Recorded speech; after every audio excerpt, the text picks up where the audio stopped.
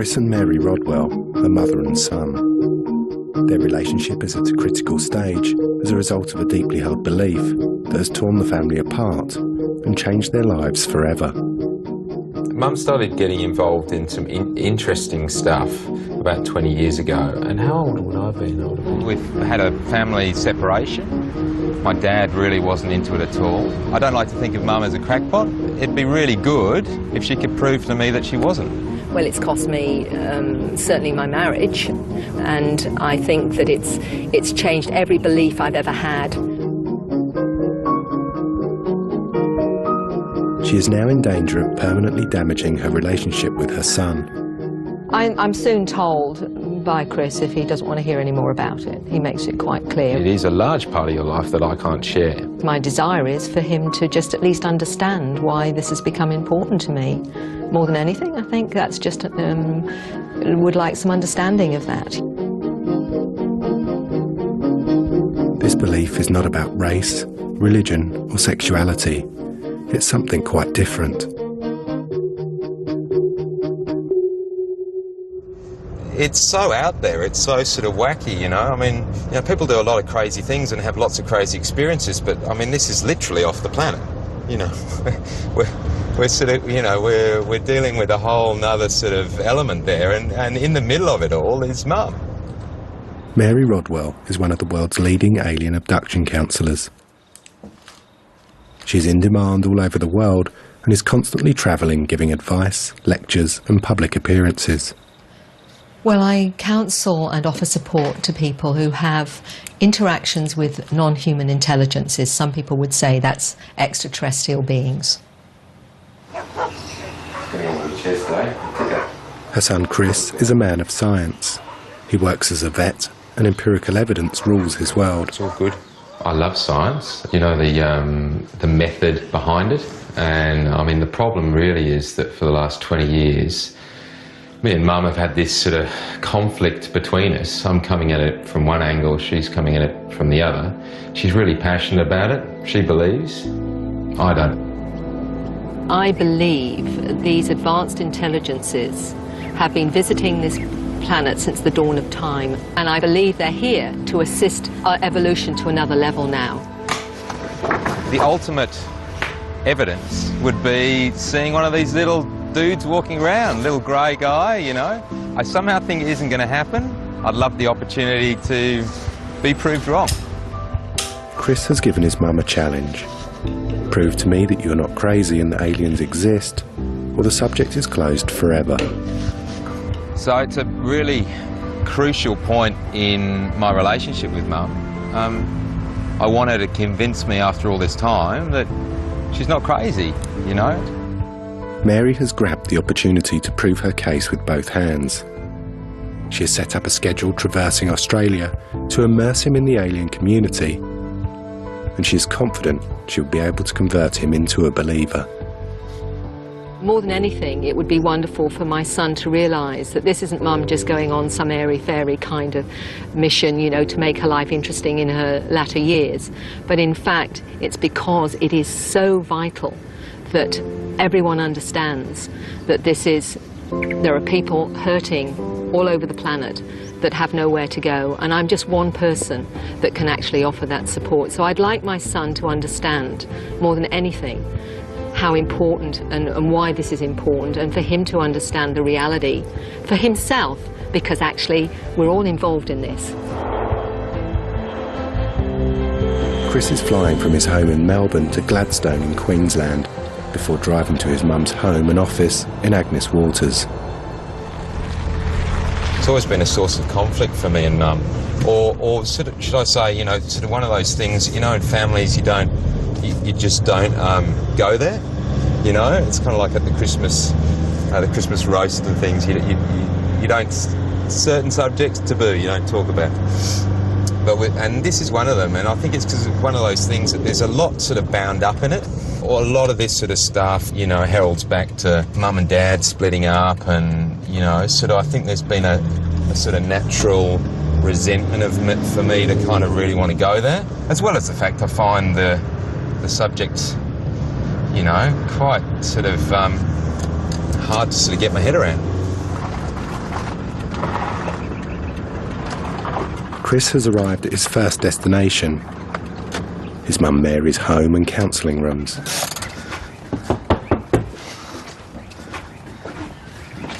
All right, where are they? Oh, hello, Where are the my aliens? gorgeous lad. There you go, Mum. Oh, mwah. Good to see you. Oh, it's good to see you too. You got the kettle on? Oh, yeah, I'll get it kettle on on? in 2 minutes. All Do you right. want it now or in a minute? Well, I just dumped my bag. If you want to... Yeah, I'd be lying to say that I wasn't nervous. I mean, this is a lady that's written books. She tours all over the world, and she's been to places like Oxford University and debated high-level academics and the president of the Skeptic Society, and she's beaten them. Got any freshly baked scones for me? Oh, yes, that and the whole banquet, my darling. You know what I do for you, don't you? All right, Hey? no worries. All right?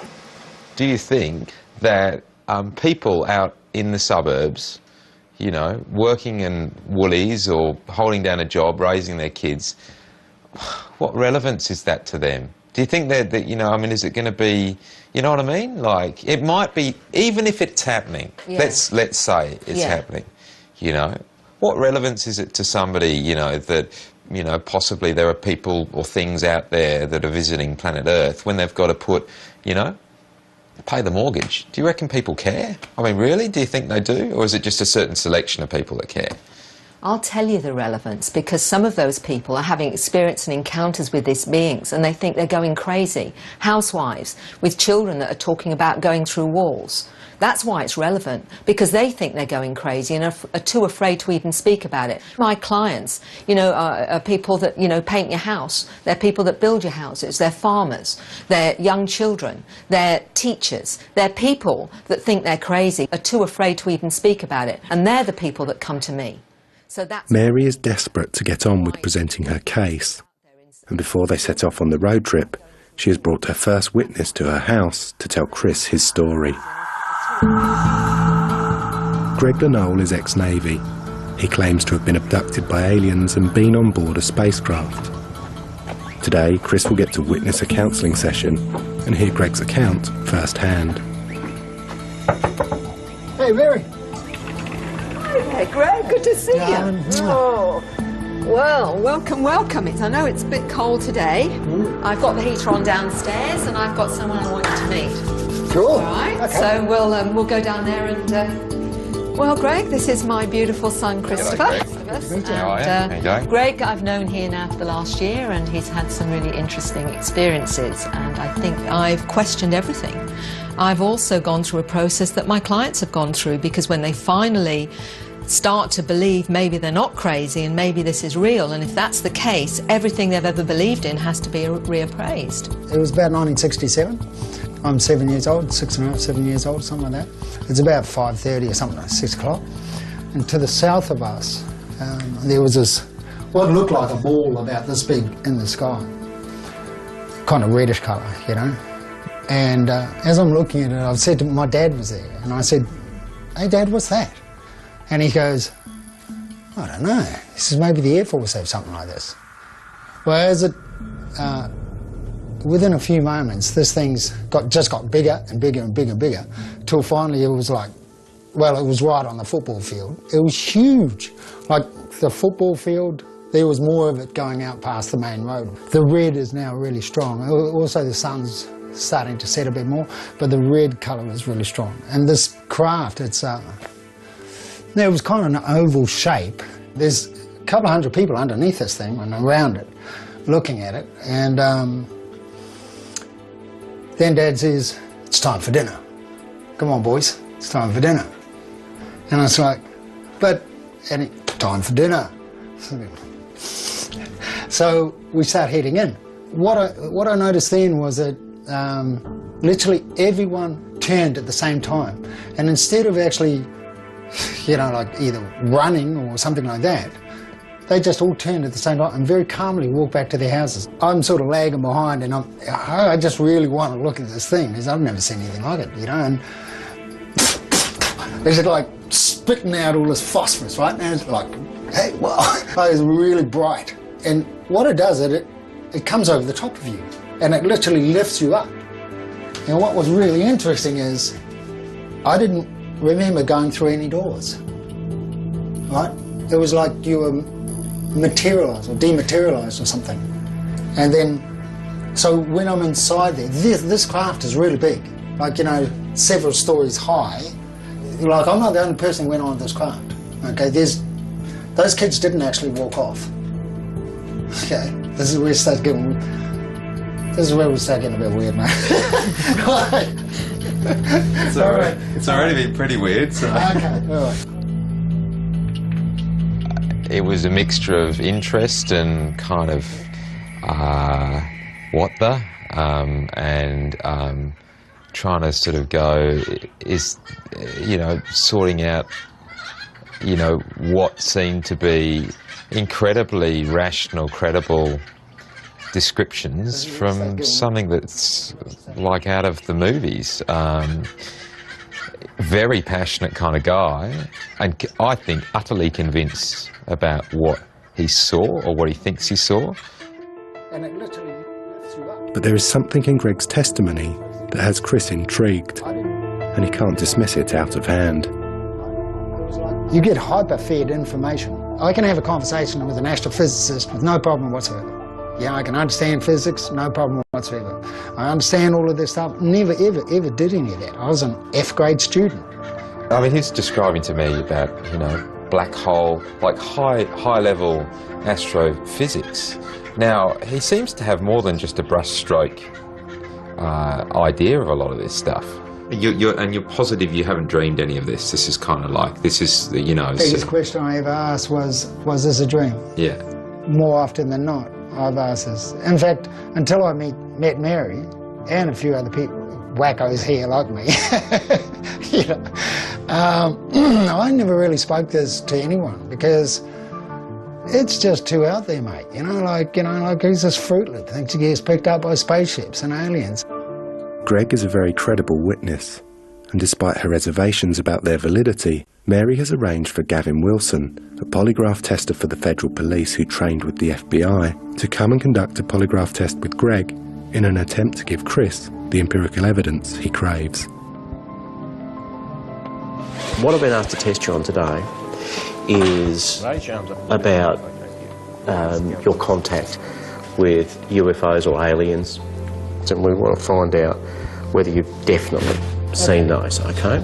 Bit of science, Mum. You've got a bit of a bugbear around science in general. So. No, I haven't, not in the slightest. But I'll tell you... Mum, you have. Yeah. You do have. No, only when I think it's limited. In the last 20 years of your life, did you ever tell a serious lie to someone you loved? No. A lot is riding on the result of the polygraph test. I think he's going to pass the lie detector test. I've got no doubt. I think we'll see that as a clear pass. Do you intend to deliberately lie to any test question? No. If we're talking about finally accepting on this planet that we're not alone in the universe, it's bigger than anything else humanity can take on board. Just think about it. Finally, we're not at the top of the intelligence pyramid. Oh my God, how are we going to deal with that? And what does that mean about what we understand about ourselves and our history? Because they've been visiting us for millennia. Okay. Have you definitely been inside a UFO?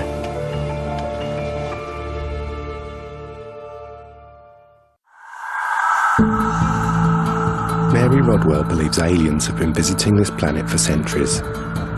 She is an alien abduction counsellor and helps people to come to terms with their experiences with ETs. Greg Lenole is Mary's first witness in her attempt to convince her son Chris that aliens exist, and Greg is currently undergoing a polygraph test. Have you definitely been inside a UFO? Yes. I think he's going to pass the lie detector test. I think utterly convinced about what he saw or what he thinks he saw. Are you 100% certain you've seen a UFO? Yes. I've run a support group where someone's come in and they've nearly had a heart attack because the person they're seeing in front of them is someone they recognise. And guess where they've recognised them? They've recognised them from being on the craft.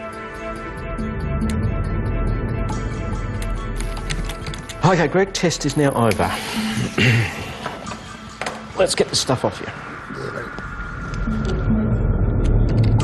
Greg, according to the polygraph,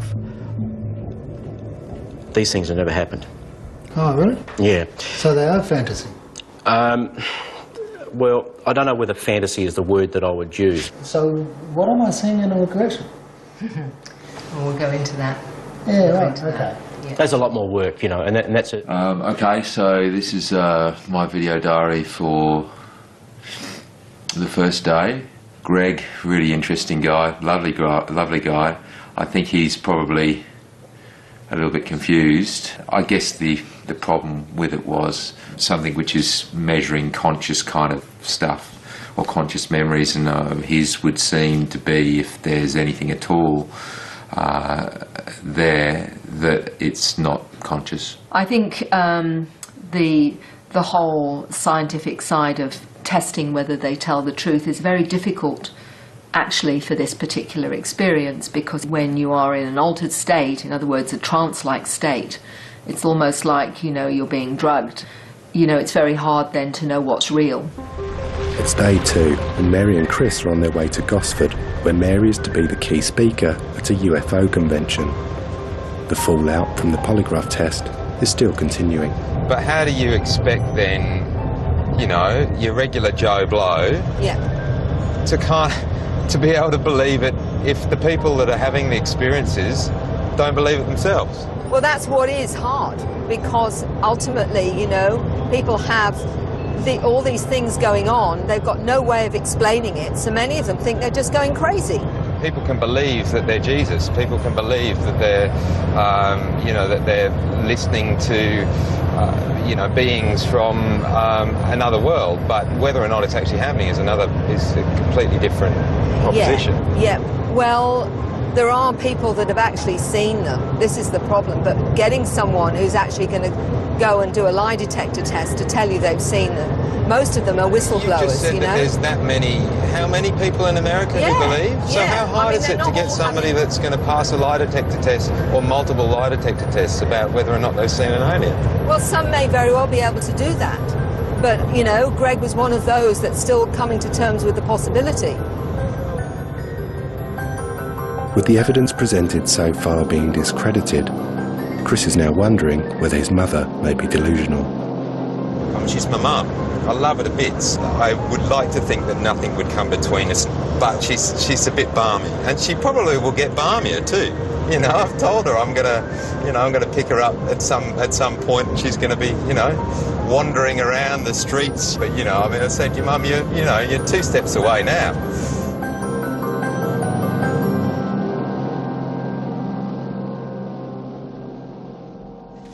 Oh, this isn't bad, is it? No, this will work out well. Hello, ladies. Nice to see you again. Right, well, we'll where do you need we'll to go go? up the front there. Okay. Looks like Hugh's up there, so we'll... Right. Hello, Hugh. Oh, nice to see you. Today, Mary will be the guest of honour at the Gosford UFO Society. Chris will get to witness the high esteem in which Mary is held by the alien community. Well, good afternoon, everyone.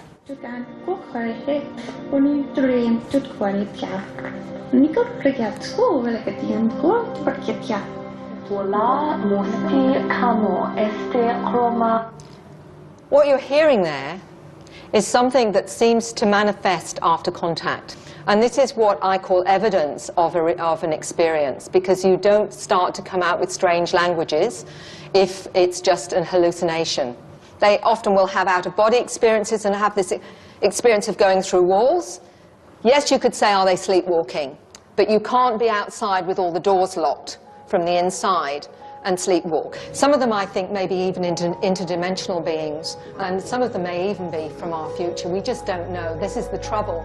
From whistleblower sources that I've spoken to have said there might be at least 50 or 60 that the military actually know about and haven't been disclosed. But perhaps is many, many more. And I call it a bit of a catalyst to waking up. journey.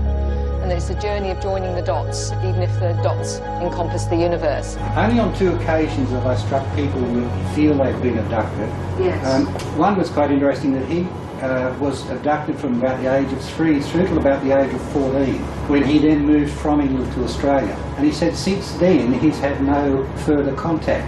Now, how do they follow them through their life if they remain in an area where he moved such a dramatic distance? They seem to have lost contact. Is that normal or not? I don't think it matters where you are on the planet. If they've got your energetic imprint, if you like, they know where you are. It just may be that they've not needed to work with him at certain periods in his life. My question is that those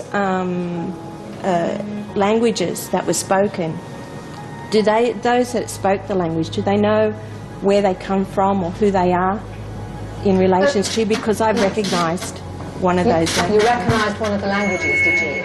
Do you have a sense of where it's from or how you know about this language on any level? I hit the wall, didn't want to hear about aliens, didn't want to talk about aliens, didn't want to listen to aliens, alien language, look at alien symbols, talk about crop circles, talk about orbs, all the other stuff that's just done with aliens. How many of you have actually seen a UFO? There's quite, I would say, what, Joanne, how many? 50%? More. It was nice to see him there listening to my overall take on my work. I think he found it interesting to just not only see his mum, I suppose, doing her thing. You kind of just push the play button on Mum and she just, you know, she can talk for hours on this stuff. It's incredible. I mean, and she doesn't seem to get tired at all. So that's 25, and that's 50, 75, 85, all that kind of stuff. And eventually, you know, hopefully we actually see the spacecraft at the end of it. And that's it's you know, it's just draining. I mean, I left home a long time ago, so we don't spend a lot of time together. You know, she's got her life, I've got mine. And as we gradually start to come to terms with it, maybe we'll actually get them landing and saying, hi, I'm from wherever, or whatever. Okay. Hey, Mum. We're all set to go now, Are you finished? Yes, I'm done. I'll speak tomorrow.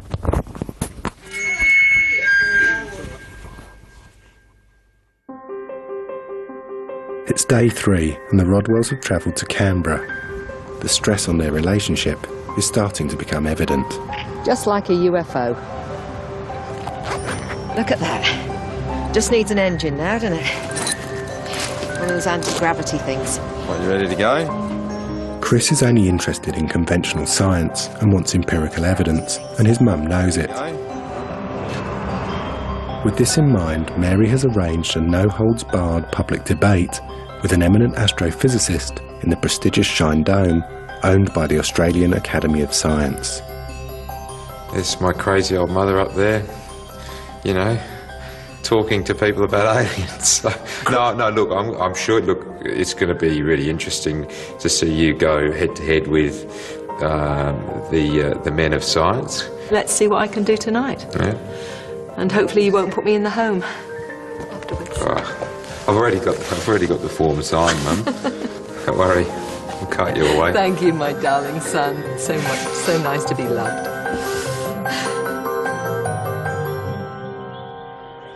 The topic for tonight's debate: should the public be told that we are being visited by aliens? And Mary is going to have her work cut out. Her opponent, Dr. Lineweaver, has been researching this topic for decades, and he's on home turf. Many in the audience are his students.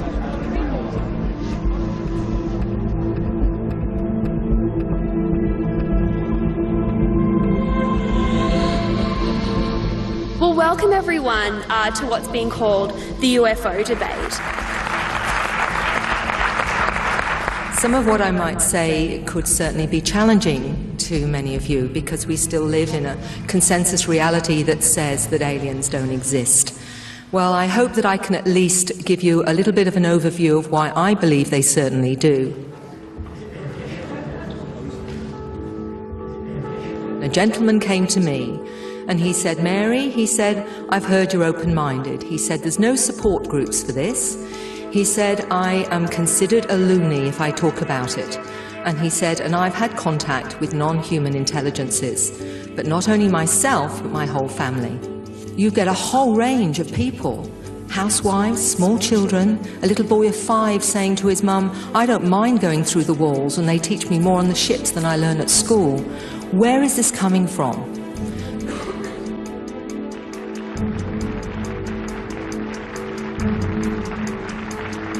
When you have somebody who says, oh, a child, for example, says, I saw a boogeyman. I saw something that scared me. You don't say, the boogeyman is in there, because that'll scare the child out of their wits. And I don't think it's necessarily good to tell people who have seen aliens and been abducted to say, yes, you did see that, they do exist, when you have what I would consider very flimsy evidence to support that.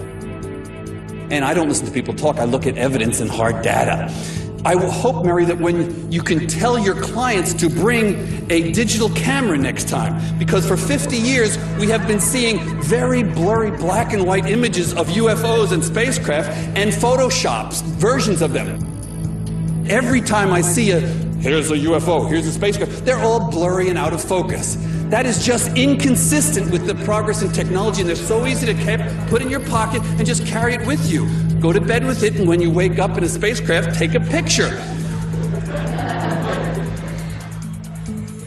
And the fact that it's treated with such lightheartedness and often ridicule is half the problem. That's what I'm dealing with all the time.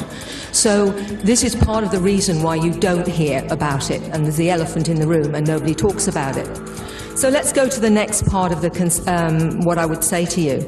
There are cartloads, absolutely cartloads now of images, people just taking pictures and having a UFO in them. People who don't believe in UFOs are actually seeing them. In focus. Absolutely in focus. When I met the ex-Defence Minister of Canada, the Honourable Paul Hellyer, he worked in the White House, privy to many, many secrets. He actually saw one of these alien beings in a hangar. And he had alien technology from the Roswell crash that he had to slowly secrete out to corporations, such as fibre optics, night vision, digital chips, Teflon, all come from reverse engineering of the craft. Thank you very much. So one question, did aliens invent Teflon?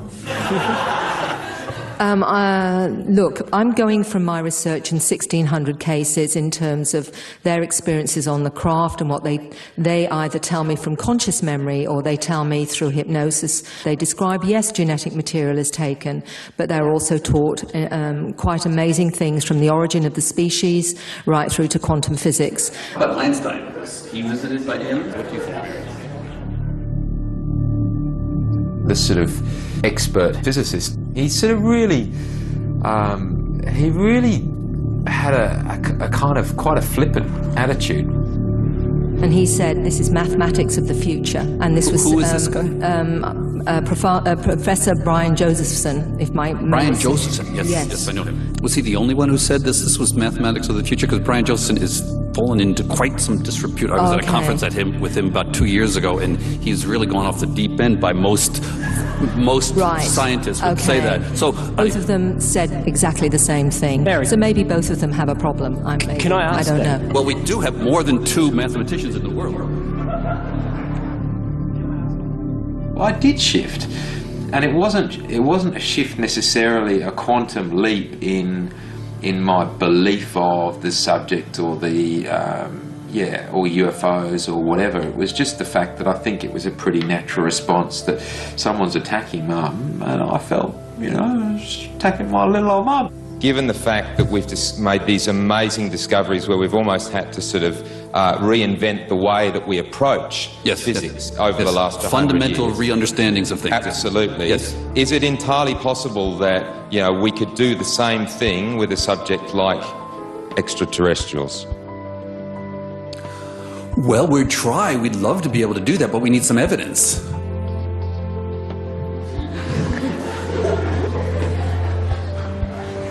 The essence of his argument was show me the evidence, which is the essence of the whole argument. I mean, it's always going to be the essence of the argument. Unless we can see tangible evidence,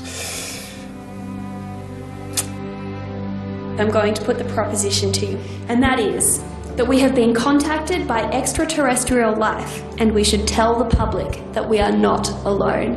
Can I see all of those in favour?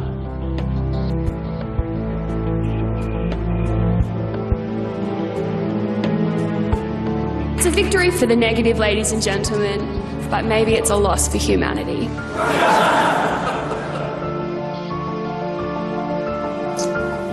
Whether or not you believe or you don't believe, you can't take away from the fact that, you know, she's out there fighting a fight that she believes in, and I think there's a lot to respect about that. So she did good, Mum. She did good.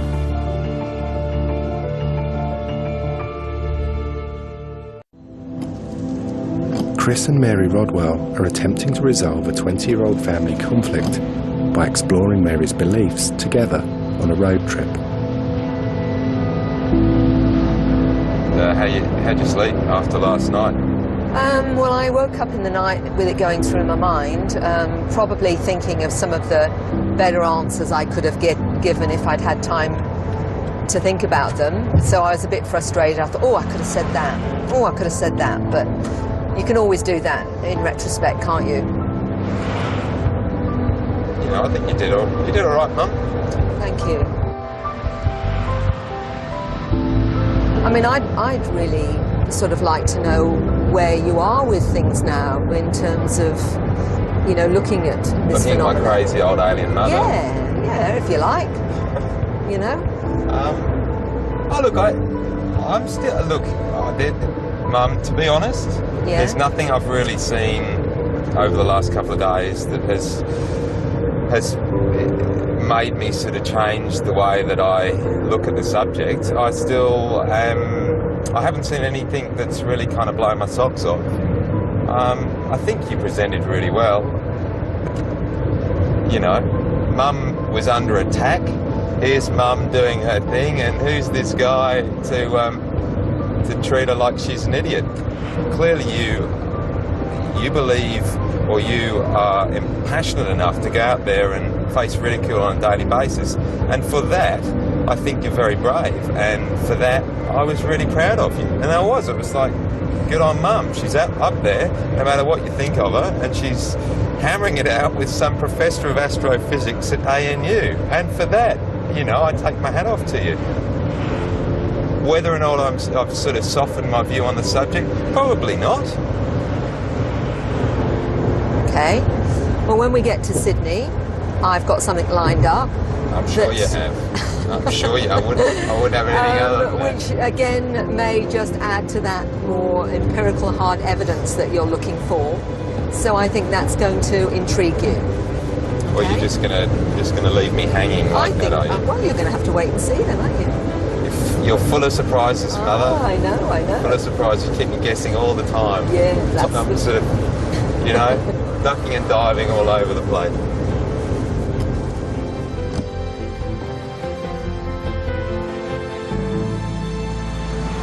Mary's confidence is growing, and she is about to play her ace card. Her quest to show Chris scientific evidence now takes the Rodwells to a Sydney suburb. But before they get there, Mary wants to address the issue of photographic evidence.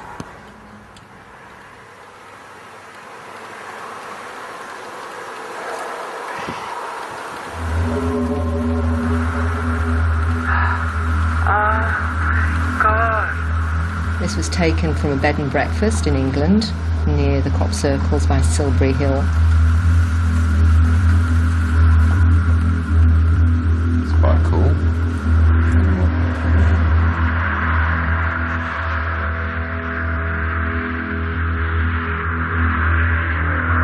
There's 3 lights now. Oh, wow. There's another one. Oh my God. Oh my God. Come here. It's just that crystal clarity there. That's what you don't normally see.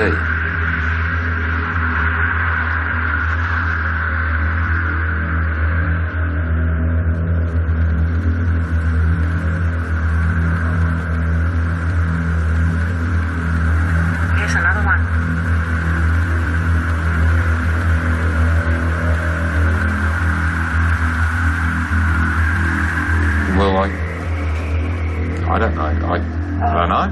can't say what that.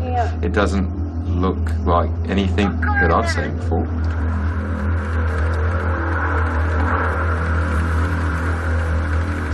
Oh! There's another. Oh my God! That's not fireworks, mate. No, I don't think it is either.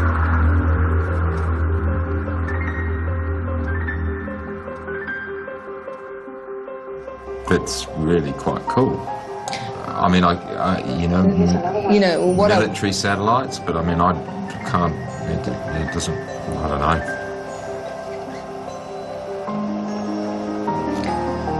Well, when that astrophysicist last night said, you know, little dots and what have it, he's not seen what's available. Well, why didn't you show this last night? Because I didn't have time to show this. If I'd had... I'd have started with this.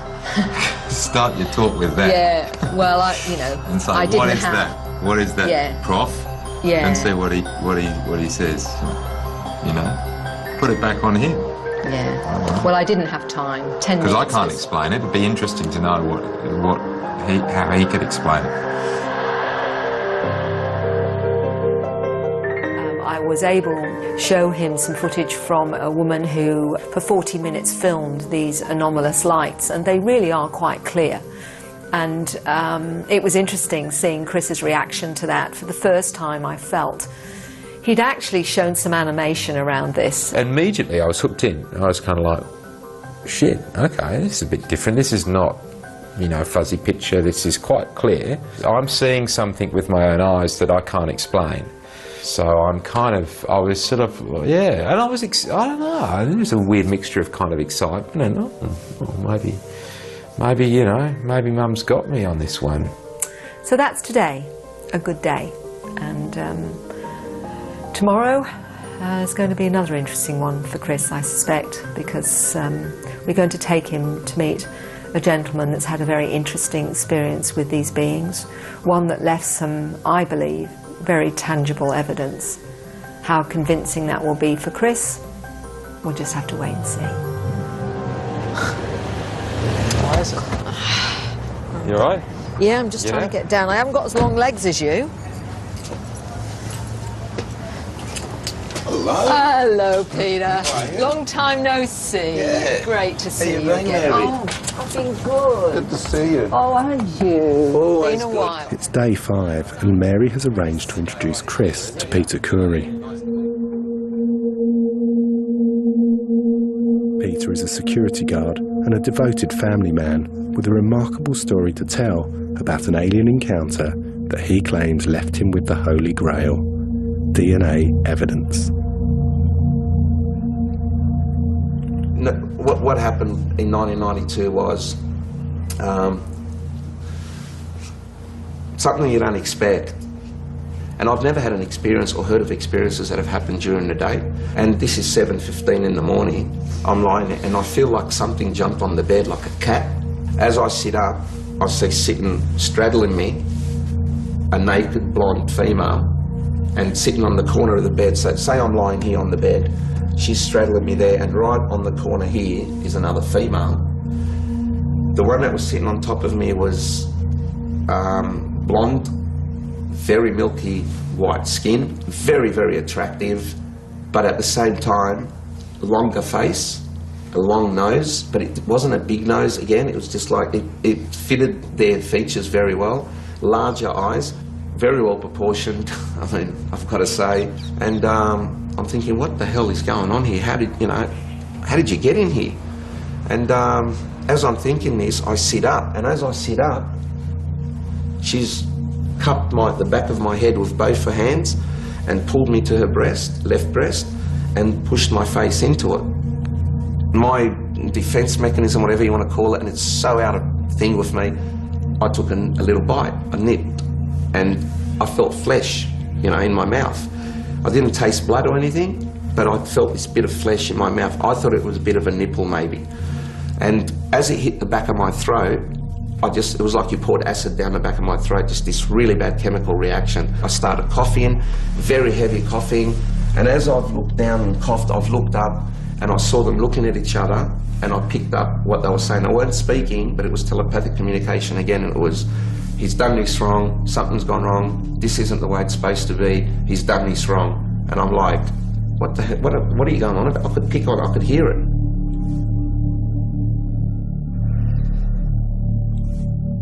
I had an erection for like 6 hours afterwards, and it was pretty painful.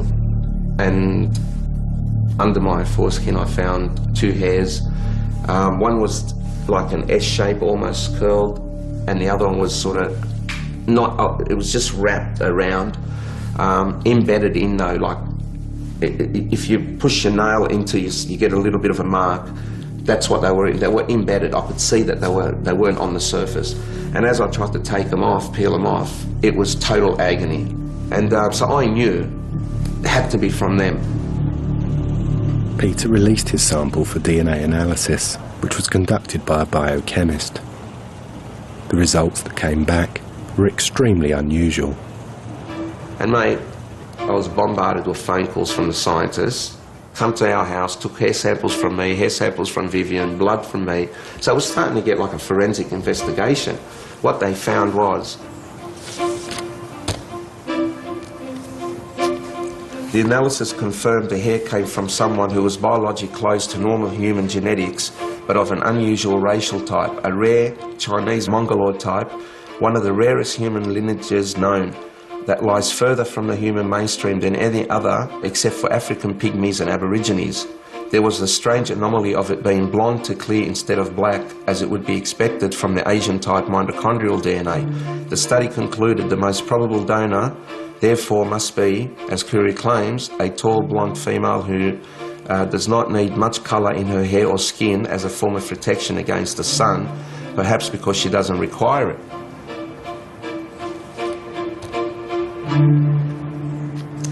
And Peter, thank you. Thank you, Mary. You know, we're always here for each other. Yeah. That's what we've got to do. That's right. Always. Yeah. No, you do some good work. Thank you. Yeah, I appreciate it. He was a very, very believable, credible guy that works on construction sites and has now, you know, dedicated a large part of his life to kind of to telling his story. Do I think he's doing it for any kind of reason other than the fact that he feels compelled to do it? No, I don't. Yeah. How about we get together? Yeah. When you get so many people coming to you, ultimately from doctors, lawyers, nurses, social workers, farmers, housewives, small children, all relaying similar patterns of experience, then you have to say, what's going on? You know, are they all crazy?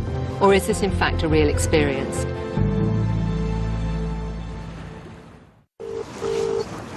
Chris has decided he needs to talk to Peter Curie again. Hello? Hello? Hello, Peter? Speaking. G'day, it's Chris Rodwell. How you going?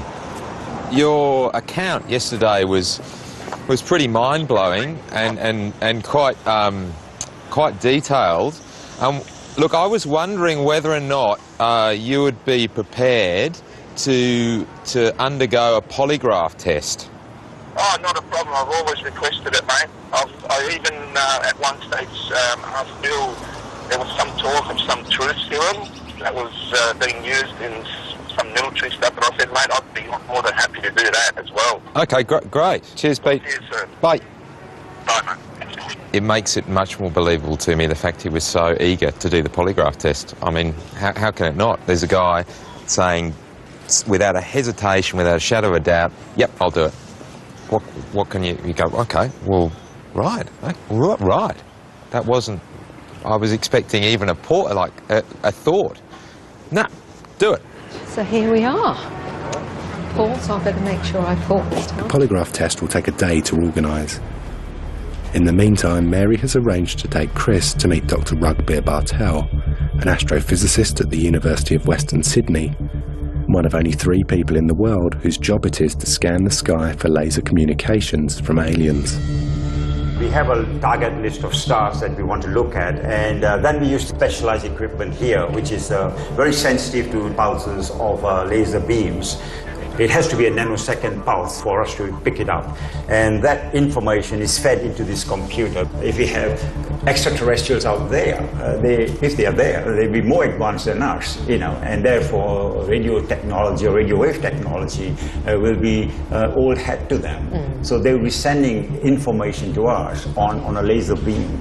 So if there's a signal, it's hidden inside here. This is all noise. And I have a special program then which analyzes this to find out whether there is actually a signal inside. So it just takes the noise away? It takes the noise away. What you do is subtract the noise. If there's something there, it will show up. In December 2008, Dr. Bartel picked up a suspiciously sharp laser-like signal.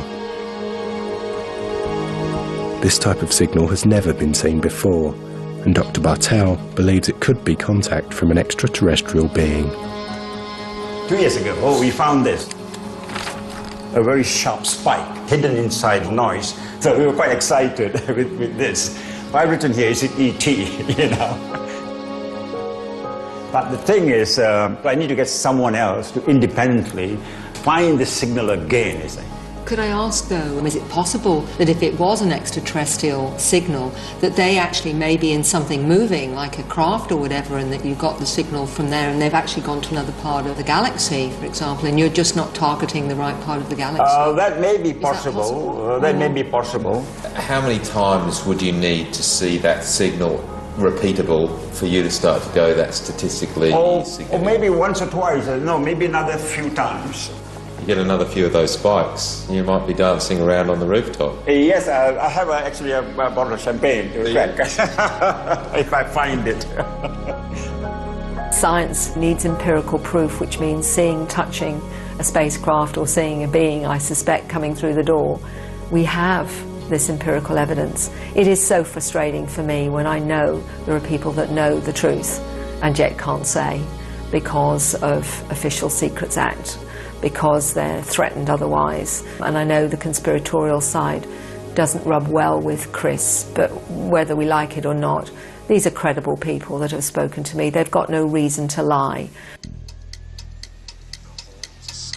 It's the final day of the road trip, and the Rodwells have to wait until the evening for Gavin Wilson to fly in from Adelaide to conduct a polygraph test on Peter Curry.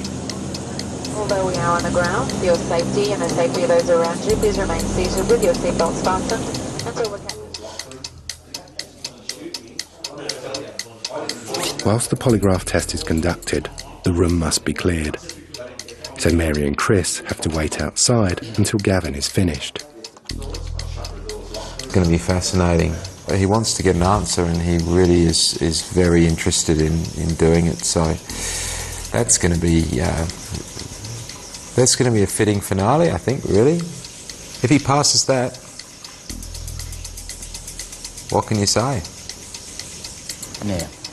These things, they just record how you're going to breathe during the test. So just raise your arms up again. This one's going to go up and around your thoracic area. All right, just drop your arms down. Yeah. Those sensors on your fingertips, they record perspiration, right? Yep. Okay. If you're feeling faint, if you're feeling uneasy, queasy, whatever, let us know if you do. Yeah. Relax there.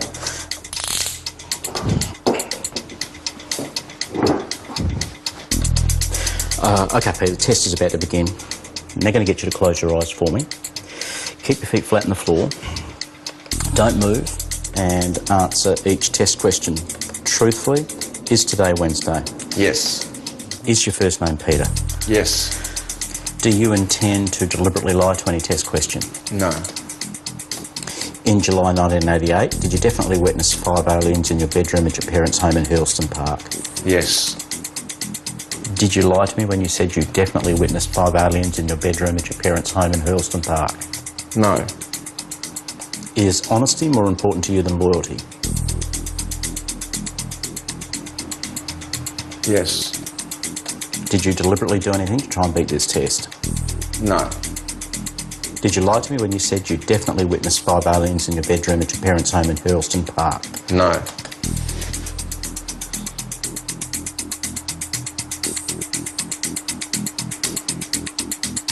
Okay, test is now over.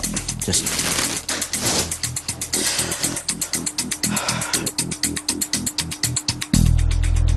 Chris, Mary, I suppose you're dying to know what the results were.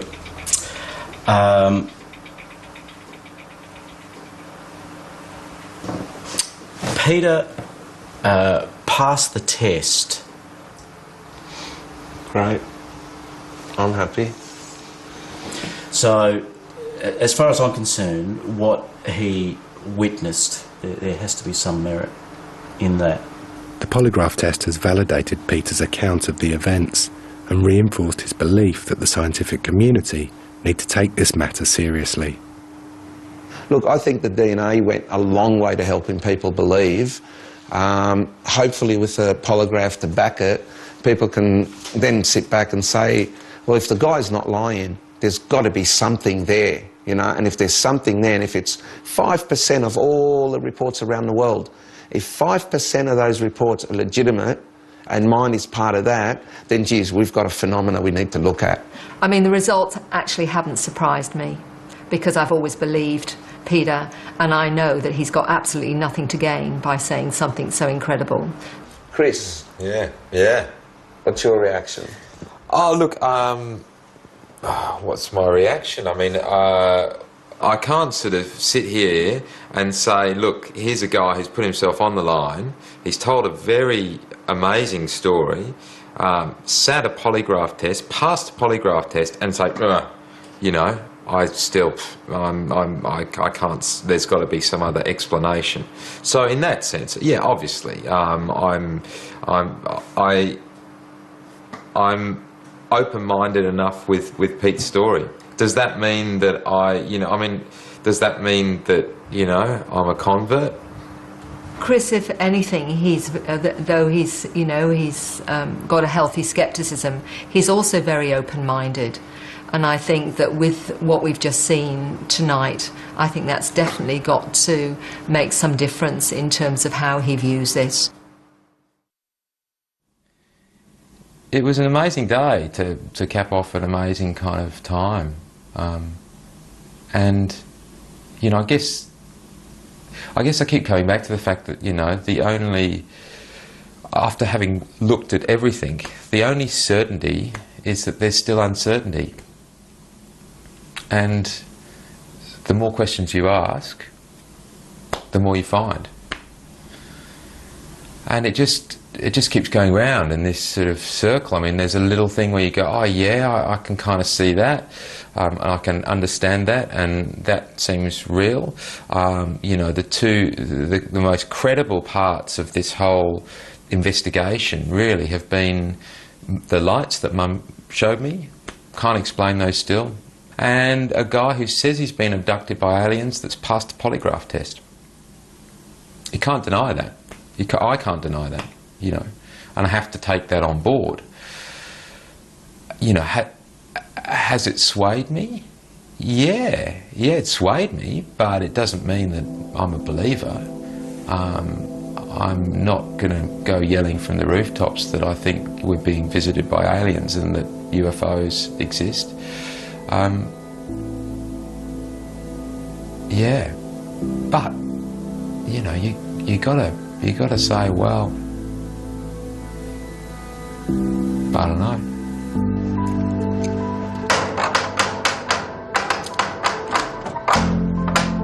Hello, my darling. Hello, you ready to go? I'm all ready to go. All right, let's go. Time to go home now, hey? It is. Okay. Right, plug this one in. All right. 10 days is a very short time to show what I've been learning about for the last 15 years, and I know it's been very confronting for him. I don't push this subject down my children's throats, who would? But I did sense that through that, I think the most compelling thing I got from what I saw of Chris was he was very moved by some of the stories, you know, from people who've talked about their experiences. I think that has moved him. I suppose in the end, though, what I have seen and what's been just as important to me as investigating the subject is, you know, seeing Mum work and seeing Mum tick, and it comes full circle to the fact that, you know, Mum is a, you know, she's remarkable in that sense, that, you know, she's always been a helper, and people love her for that, and I love her for that, because I think it takes remarkable courage to do what she's doing.